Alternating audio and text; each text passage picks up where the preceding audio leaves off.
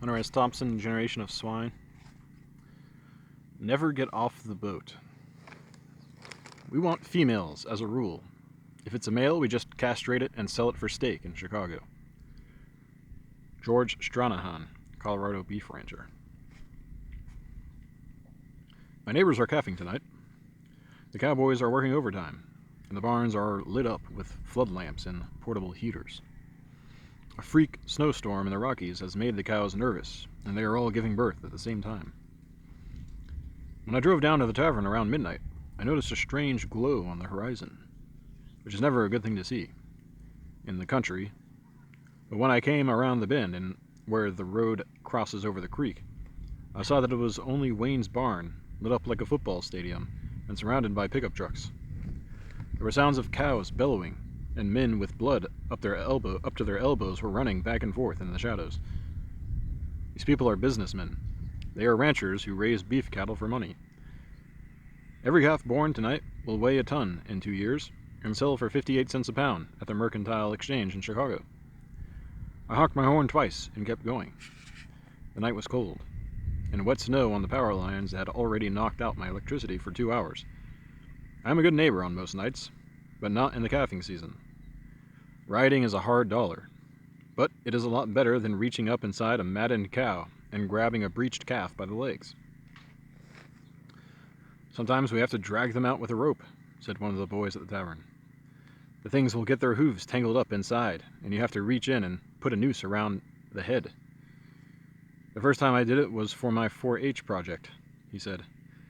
After that, I quit farming and went to Scottsdale and got a job on a tennis ranch just to get away from cows. His life had turned hazy in those years. He went to dealer's school in Vegas, but he had the wrong temper for dealing. After that, he drifted north and found work packing snow on the ski mountains. There was no real future in it, he said, but it gave him free lift tickets and time to work on his style for the speed racing. We pack it down like ice, he said.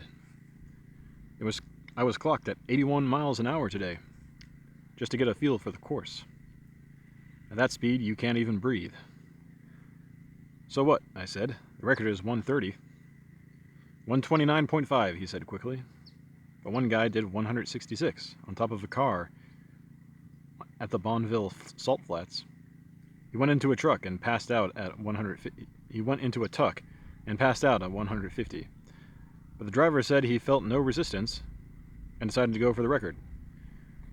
He nodded and smiled wistfully. They made it, he said. Must have been a bitch.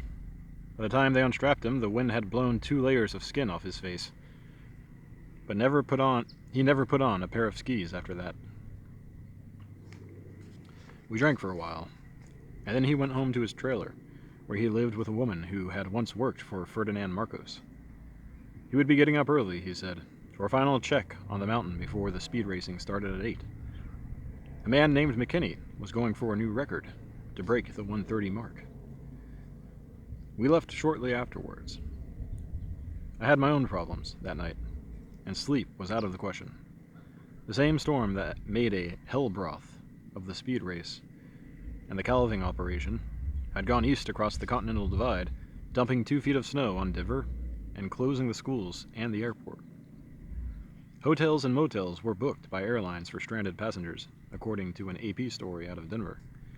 The official spokesman for Stapleton International said all flights were canceled on Thursday because of deep snow, high winds, and zero visibility. We'll probably have some people over here overnight, he said, but we'll take care of them. No violence was reported, and wire service reports said a group of tourists from Fiji entertained stranded passengers with guitar music and folk dances, while other travelers flocked to airport restaurants to await word on their flights. Ho ho! The check is in the mail. The Denver airport is getting famous for this kind of madness. It was once just a crossroads for rich skiers and cowboys, but now it is the 5th busiest hub in the nation, and a living nightmare for anybody who takes air travel more seriously than a chance to sleep on a tile floor in public all night while listening to folk dancers from Fiji.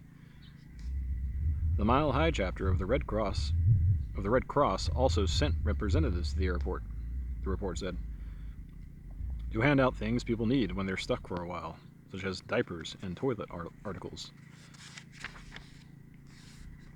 It was a hard night in Denver, they said. Not everybody was satisfied with diapers and toilet articles. The bars closed at midnight, and the restaurant ran out of food around sundown. Only 3 planes took off all day long, and the airport was still closed on Friday. Many thousands were stranded, but only a few lost their grip and got into serious trouble. Some were broken in spirit, and others filed massive lawsuits. Some things are understandable, like a sudden rush of cowbirths in a snowstorm on the western slope, or a speed freak strapping himself on top of a bored-out Shelby Ford prototype and running 166 miles per hour into the wind on the Bonneville salt flats. But getting stuck in the Denver airport is a wrong way to spend any night. I was brooding on this while I drove back in the snow from the tavern. It was good to be home, but when I got there, the phone was ringing. It was George, my neighbor from the Flying Dog Ranch, about 5 miles up the hill.